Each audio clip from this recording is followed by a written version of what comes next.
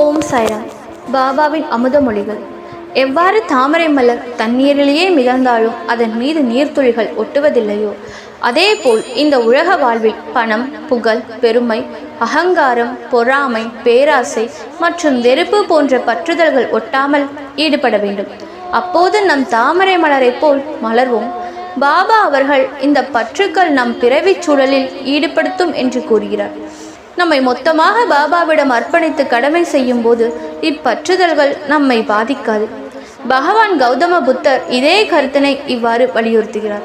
நாம் எப்போது எந்த பலனையும் எதிர்பாராமல் அகங்காரமின்றி செயல் புரிகிறோமோ, பாபாவிடம் அர்ப்பணித்து கடமை செய்யும் போது இப்பற்றுதல்கள் நம்மை பாதிக்காது. பகவான் கௌதம புத்தர் இதே கருத்தினை இவ்வாறு வலியுறுத்துகிறார்.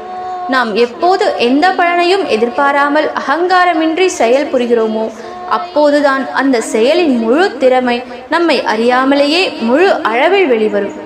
எனவே மன தூய்மை அடைந்த பின்புதான் ஆன்மீகத்தில் பிரம்மஞானம் அல்லது சுயத்தை அறிவது, கடவுளை அறிவது என்ற பயிற்சியில் ஈடுபட்டு பிறவியற்ற முக்தி நிலையினை அடைய முடியும்.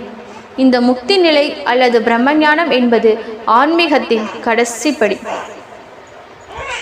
மன சுத்தம் என்பது மிகவும் தேவையானது.